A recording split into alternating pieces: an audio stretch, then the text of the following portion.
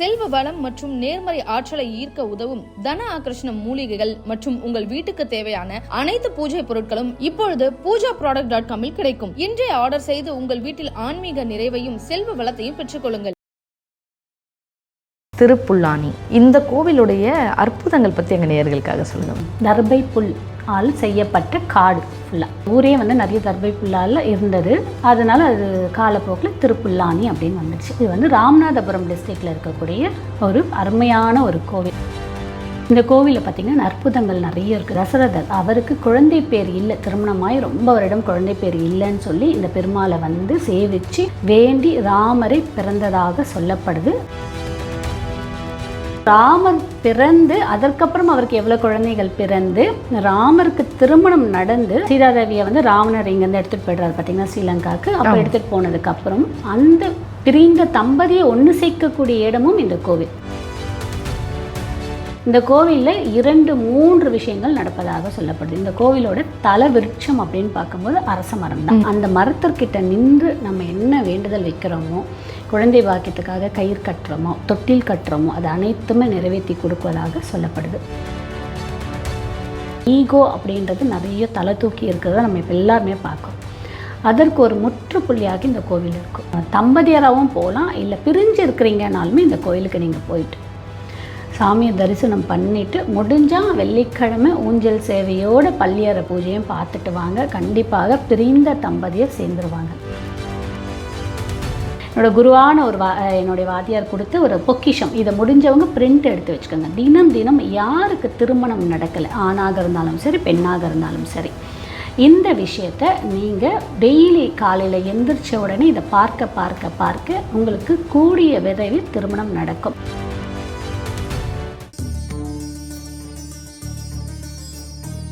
பரிகாரஸ்தலம் நேயர்கள் அனைவருக்கும் அன்பு வணக்கம். இன்றைக்கு நம்மளோட யார் இணைஞ்சிருக்காங்க அப்படின்னு பார்த்தீங்கன்னா, ஆன்மீகம் பற்றி நிறைய ரிசர்ச் செய்து கொண்டு இருக்கக்கூடிய கஜலட்சுமி மேம் தான் இணைஞ்சிருக்காங்க. வணக்கம் மேம். வணக்கம். நல்லா இருக்கீங்களா? நல்லா இருக்கேன்ப்பா மேம். இன்றைக்கி ஒரு கோவில், இதுக்கு முன்னாடி நீங்கள் என்கிட்ட சொன்னீங்க, இந்த ஒரு கோவில் பல அதிசயங்கள் உள்ள நிறைஞ்சிருக்கு.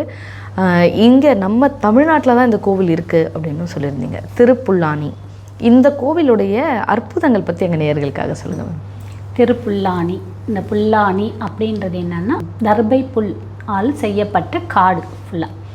சில அந்த ஊரே நிறைய தர்பை புல்லால் இருந்தது. அதனால் அது காலப்போக்கில் திருப்புல்லானி அப்படின்னு வந்துடுச்சு. இது ராமநாதபுரம் டிஸ்ட்ரிக்டில் இருக்கக்கூடிய ஒரு அருமையான ஒரு கோவில்.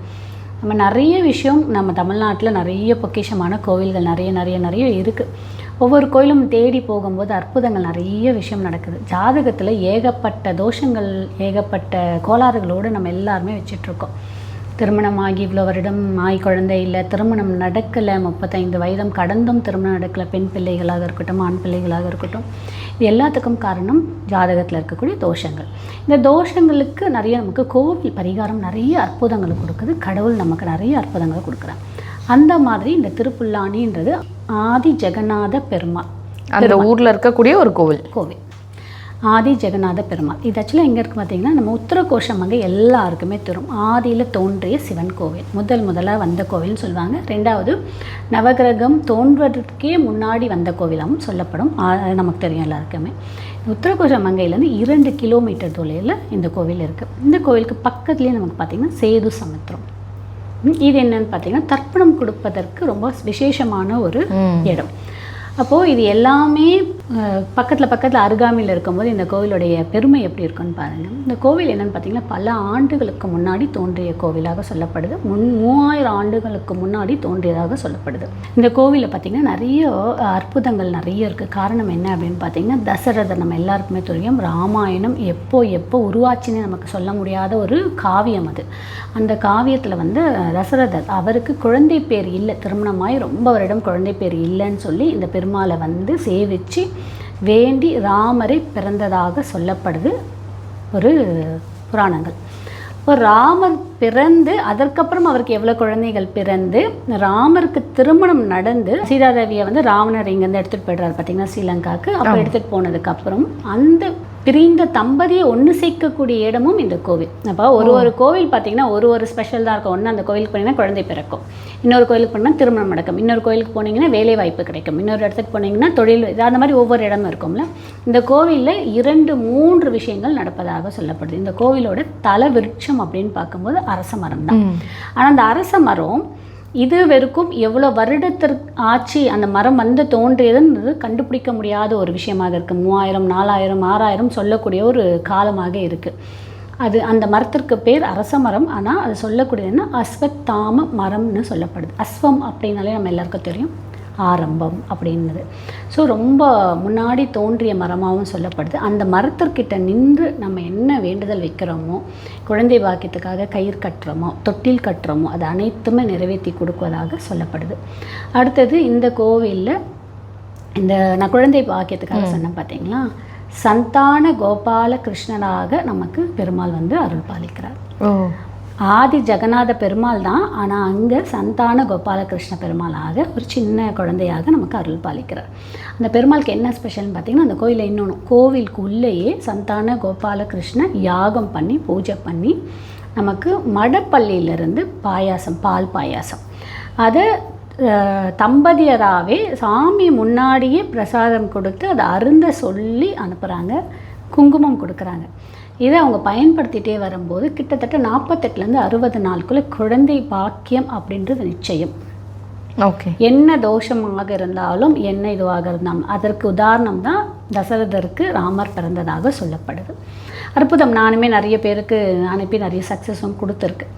அதற்கப்புறம் இந்த திருமண தோஷம், இப்போது திருமண தோஷம்ன்றது வந்து எப்படி 2 விதமாக பிரதிபலிக்குது. ஒன்று திருமணம் ஆகாமல் இருக்குது, இல்லை திருமணமாகி டைவர்ஸ் பிரச்சனை இருக்குது, இல்லை அப்படின்னா பிரிந்து இருக்கிறார்கள், கோர்ட்டு கேஸுன்னு அந்த ஈகோ அப்படின்றது நிறைய தலை தூக்கி இருக்கிறத நம்ம இப்போ எல்லாருமே பார்க்குறோம். அதற்கு ஒரு முற்றுப்புள்ளியாக இந்த கோவில் இருக்கும். என்னென்னா, நீங்கள் அந்த தம்பதியராகவும் போகலாம், இல்லை பிரிஞ்சு இருக்கிறீங்கனாலுமே இந்த கோயிலுக்கு நீங்கள் போயிட்டு சாமியை தரிசனம் பண்ணிவிட்டு முடிஞ்சால் வெள்ளிக்கிழமை ஊஞ்சல் சேவையோட பள்ளியறை பூஜையும் பார்த்துட்டு வாங்க. கண்டிப்பாக பிரிந்த தம்பதியர் சேர்ந்துருவாங்க. மேம், இந்த ஊஞ்சல் சேவை, இது பள்ளியறை சேவை டெய்லி நடக்கும். ஆனால் ஊஞ்சல் சேவை அப்படின்றது அந்த விசேஷ நாட்களில் மட்டும்தான் மேம் நடக்கும். அதுதான் சொன்னேன், இந்த கோவிலில் மட்டும்தான் 365 நாளுமே நமக்கு வந்து குழந்தை பாக்கியத்திற்கான அந்த சேவை நடக்குது, அந்த பூஜை நடக்குது, திருமணத்திற்கான பூஜையும் நடக்கும். இந்த பள்ளியறை பூஜை ஒவ்வொரு வெள்ளிக்கிழமையும் தாயாருக்கு நல்ல அலங்காரம் பண்ணி ஊஞ்சல் சேவை பண்ணி பள்ளியறை பூஜையை வைப்பாங்க. ஸோ அதெல்லாம் பார்த்தாலே நமக்கு தோஷங்கள் போகும்னு சொல்லுவாங்க. எப்படி கோபுரத்தை பார்த்தா கோடி புண்ணியம்ன்றமோ அந்த மாதிரி ஊஞ்சல் சேவையும் பள்ளியறை பூஜையும் பார்க்கும்போதே குடும்பத்தில் ஏற்படக்கூடிய நிறைய பிரச்சனைகள் தீர்வதாக, அதுவும் கணவன் மனைவிக்கிட இடையே இருக்கக்கூடிய பிரச்சனை, கருத்து வேறுபாடு தீர்வதாக சொல்லப்படுது. அதுலேயும் இந்த இதில் என்ன இன்னும் ஸ்பெஷல் அப்படின்னா, நம்ம எல்லாருக்குமே தெரியும், கணவன் மனைவினா இப்படி தான் வாழணும், நம்ம அந்த கல்ச்சர்னால் இப்படி தான் இருக்கணுன்றதுக்கு முன் உதாரணமாக தமிழ் இன மக்கள் தான் இருக்காங்க. இருக்கிறதுக்கு காரணமாகவே முன் உதாரணமாக சொன்னவர் யாருன்னா ராமரும் சீதையும் தான்.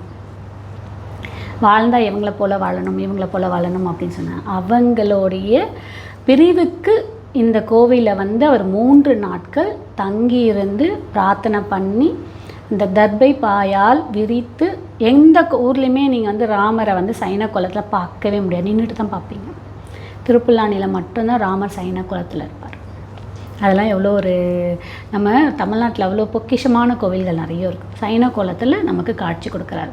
அந்த சைன கோலம் வந்தது அப்படின்னா, சீதையை மீட்பதற்காக அவர் இங்கேருந்து இலங்கை போவதற்கு கடல் மாதா கிட்ட அவர் தவம் புரியும் போது ஒரு 3 நாட்கள் அந்த கடல் மேலே இந்த தர்பை புல்லால் விரித்து சைன கோலத்தில் அவர் காட்சி கொடுத்தார். அந்த காட்சியை தான் இன்னமும் நமக்காக காட்சி கொடுத்துட்ருக்கார்.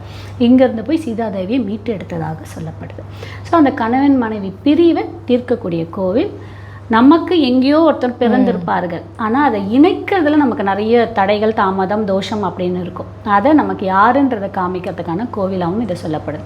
ஸோ உங்களால் பரிகாரம் பூஜை பண்ண முடியலனாலும் ஒரு முறையாவது இந்த கோவிலுக்கு போய் மனசார வேண்டிட்டு வாங்க. திருமணம் முடிந்ததுக்கப்புறம் நாங்கள் இந்த கோவிலுக்கு வருவோம். வந்து நாங்கள் வந்து தம்பதியராக வந்து நாங்கள் பூஜையை பண்ணுறோம் அப்படின்னு வேண்டிட்டாங்க. கண்டிப்பாக நமக்கு ஆதி ஜெகநாத பெருமாள் அருள் புரிவார். மேம், ஆனால் நம்ம எல்லாருமே இங்கே இருக்கக்கூடிய நம்ம பொக்கிஷங்களை விட்டுட்டு வெளியூருக்கு போயிட்டுருக்கோம் மேம். இந்த கோவில்லே வந்து நீங்கள் ஒரு விஷயம் சொன்னீங்க, நாகர் வழிபாடு வந்து ரொம்ப பிரசித்தி அப்படின்னு சொல்லிட்டு. ஆனால் தமிழ்நாட்டில் பெருசாக நாகர் வழிபாடு இருக்காது. ஏன்னா நான் பார்த்த வரைக்கும் நிறைய கோவில்களில் ஒரு ஆலமரமோ அரச மரமோ இருக்கும், அந்த மரத்துக்கு கீழே ஒரு 2 நாகர் சிலை இருக்கும், அதிகபட்சம் ஒரு 5 இல்லை 7 இவ்வளோ தானே மேம் இருக்கும். ஆனால் நீங்கள் இந்த கோவிலில் நாகர்களுக்கு ரொம்ப சிறப்புன்னு சொல்கிறதுக்கான காரணம் என்ன மேம்? இந்த கோவிலில் இந்த தலவிருச்ச மரம் சொன்னேன் பார்த்தீங்களா, அங்கே பார்த்தீங்கன்னா சுற்றி நாகர்கள் நிறைய பேர் இருப்பாங்க. அந்த நாகர் சிலை இருக்கும். அதில் இந்த சந்தான கோபாலகிருஷ்ணன் சொன்னேன் பார்த்தீங்கன்னா, அந்த நாகர் சிலைக்கு உள்ளேயே சந்தான கோபாலகிருஷ்ணன் இருப்பார். ஸோ ராகு கேதால் ஏற்படக்கூடிய தோஷம், ராகு கேது தோஷம், அதற்கப்புறம் நாகதோஷம், அப்புறம் இந்த மாதிரி தோஷம் இருக்கிறதுக்கு எல்லாருக்குமே இந்த கோயில் ரொம்ப சிறந்ததாகவும் சொல்லப்படுது. இன்னொன்று என்னென்னா, இந்த தோஷம் நிவர்த்தி ஆகுது பார்த்தீங்களா. நம்ம எந்ததோ ஊருக்கு போய் இந்த தோஷத்துக்காக நிறைய நிவர்த்தி பூஜை அதெல்லாம் பண்ணுறோம். நீங்கள் இந்த கோயிலுக்கு போங்க, உங்களுக்கு தோஷம் நிவர்த்தி ஆகும். தோஷம் நிவர்த்தி ஆனதுக்கப்புறம் நீங்களே அந்த மாதிரி ஒரு நாகர் சிலையை கொண்டு வந்து அங்கே பிரதிஷ்டை பண்ணுவாங்க. ஆக்சுவலாக அங்கே இருக்கிறது சுற்றி இருக்கிறது அதுதான். ஒவ்வொருத்தருக்கு நாகதோஷம் கிளியர் ஆனதுக்கப்புறம், கிளியர்ன்றது எப்படின்னா, நம்ம வேண்டுதல் வச்சுக்கிறோம்ல, திருமணம் தள்ளி போகுதுன்னா நாகதோஷம், குழந்தை பாக்கியம் தள்ளி போகுதுன்னா நாகதோஷம். முதல்ல இந்த நாகதோஷம் எப்படி உருவாகுது அப்படின்னு பார்த்தீங்க அப்படின்னா, ஒன்று நம்ம வந்து கர்ப்பமாக இருக்கக்கூடிய பாம்பை அடிக்கிறது முதல் உச்சகட்ட நாகதோஷம் அது. அடுத்தது நம்ம வந்து நாகர் அந்த புத்தெல்லாம் இருக்குது பார்த்தீங்களா, அந்த இடிச்சிட்டு வீடு கட்டுறது. இன்னொன்று நாகத்தை நம்ம எங்கே பார்க்குறோமோ அதை அடிக்கிறது, அந்த மாதிரி விஷயம்லாம் பண்ணுறோம் பார்த்தீங்களா. இதெல்லாம் நாகதோஷத்துக்கு உச்சக்கட்ட நாகதோஷமாக சொல்லப்படுது. இந்த நாகதோஷம் இருக்கும்போது திரும்ப திரும்ப நம்ம அந்த ரீதியான தப்புகளே பண்ணும்போது தான் நமக்கு இந்த குழந்தை பாக்கியமோ இந்த திருமண தடையோ போகுது. ஸோ இந்த கோவிலுக்கு போய் நீங்கள் அந்த அரச மரத்துக்கு கீழே இருக்கக்கூடிய நாகரையும் சந்தான கோபாலகிருஷ்ணன் வழிபாடு பண்ணி முடிச்சுட்டு வரும்போது கண்டிப்பாக குழந்தை பெருண்டது நடக்கும். நடந்து முடிஞ்சதுக்கப்புறம் நீங்களே அதே மாதிரி ஒரு நாகர் கல் வந்து வாங்கிட்டு போய் அங்கே பிரதிஷ்டை பண்ணிட்டு வரீங்க. அங்கே சுற்றி இருக்கிறது எல்லாருமே நம்ம பக்தர்களால் வேண்டப்பட்ட வேண்டுதல் நிறைவேறினதுக்கப்புறம் பிரதிஷ்டை பண்ணது தான் அங்கே இருக்கக்கூடிய நாகர்கள். அப்போ அதை சுற்றி பார்த்தாலே உங்களுக்கு தெரியும் எவ்வளோ வந்து நாகர்கல் இருக்குது, எவ்வளோ பேருக்கு வேண்டுதலாகி கல்யாணம் குழந்தையும் பேருன்னு போயிருக்குன்னு சொல்கிறேன். குழந்தை பேருக்கும் திருமணத்திற்கும் தி பெஸ்ட் கோவில் அதுதான் நான் சொல்லக்கூடியது. நான் இப்போ பரிகாரத்துக்காகவும் நிறைய பேருக்கு சொல்லிகிட்டு இருக்க கோவிலும் அதுதான். நிறைய பேருக்கு திருமணமும் முடிஞ்சிடுது. திருமணமும் முடிஞ்சு, அதாவது பண்ணிட்டு வந்து ஒரு 90 நாட்களுக்குள்ளேயே நான் பார்க்குறது திருமணம் முடிஞ்சிடுது. அதற்கப்புறமும் பார்த்தீங்கன்னா, சரி வசதி வாய்ப்பு இல்லை, நீங்கள் சொல்லிட்டீங்க, நான் இங்கே வந்து ராமநாதபுரம் டிஸ்ட்ரிக்ட் போகணும் வரணும் அப்படின்னா எனக்கு குறைஞ்சது ஒரு 3000 ரூபா இல்லைன்னா 5000 ரூபாக்குள்ளேயாவது வரும். பையனையோ பொன் பிள்ளையோ ஆண் பிள்ளையோ கூட்டிகிட்டு போகணுன்னா எனக்கு வேறு ஏதாவது ஒன்று சொல்லுங்கள் அப்படின்னா நான் ஒன்று சொல்கிறேன். எங்களுடைய வாத்தியார் வந்து உங்களுக்காகவே கொடுத்தது. உங்களுக்கு தெரியும், நான் ஒரு என்னுடைய வாத்தியாரை நான் ஃபாலோ பண்ணிகிட்ருக்கேன் அப்படின்னு சொல்லிட்டு என்னோடய குருவான என்னுடைய வாத்தியார் கொடுத்த ஒரு பொக்கிஷம். இதை முடிஞ்சவங்க பிரிண்ட் எடுத்து வச்சுக்கோங்க. தினம் தினம் யாருக்கு திருமணம் நடக்கலை, ஆணாக இருந்தாலும் சரி பெண்ணாக இருந்தாலும் சரி, இந்த விஷயத்தை நீங்கள் டெய்லி காலையில் எந்திரிச்ச உடனே இதை பார்க்க உங்களுக்கு கூடிய விரைவில் திருமணம் நடக்கும். இது எல்லாமே பாருங்கள், திருமணத்திற்கான சுப விஷயங்கள் மட்டுமே இருக்கும். இங்கே அன்னம்லேருந்து கோமாதாலேருந்து பெருமாள் தாயார்லேருந்து நம்ம தேவர்களுக்கு முனியவர்கள்லேருந்து ரிஷியிலேருந்து எல்லாருமே இருப்பாங்க. ஸோ இது ரொம்ப அற்புதம். இந்த அற்புதமான ஒரு விஷயம் இது எங்கள் வாத்தியார் ஒரு விஷயம் சொல்கிறார் அப்படின்னா அவர் வாழ்நாட்களில் பயன்படுத்தி நிறைய பேருக்கு நடந்த விஷயத்த மட்டும்தான் சொல்லுவார். இது முடிஞ்சு உங்களுக்கு திருமணம் முடிஞ்சதுக்கப்புறம் தம்பதி சமூகர்களாக சேர்ந்து ஆதி ஜெகநாத பெருமாளை ஒரு முறை போய் தரிசனம் பண்ணிட்டு வாங்க. வாழ்க்கையில் எந்த ஒரு இடையூறும் இல்லாமல் உங்களோட திருமண வாழ்க்கை ரொம்ப அமைதியாகவும் சந்தோஷமாக இருக்கும்ன்றது சொல்லிக்கிறேன். நம்ம தமிழ்நாட்டில் இவ்வளோ பொக்கிஷங்கள் இருக்குது, ஆனால் இதெல்லாம் நம்ம மறந்துட்டு கோவில்களுக்காகவும் மற்ற விஷயங்களுக்காகவும் வெளியூர்களுக்கும் வெளிநாடுகளுக்கும் நிறைய பயணப்பட்டுருக்கோம். ஆனால் நம்ம ஊரில் இருக்கக்கூடிய பொக்கிஷங்களை மறந்துடுறோம் அப்படின்னு தான் சொல்லணும். இன்றைக்கி எங்கள் நேயர்களுக்கு உங்கள் வாயிலாக திருப்புல்லானி பெருமாள் கோவில் பற்றின ஒரு விஷயம் தெரிஞ்சிருக்கு. தொடர்ந்து எங்கள் நேயர்கள் இதை பயன்படுத்திப்பாங்க அப்படின்னு நான் நினைக்கிறேன். ரொம்ப நன்றி மேம்.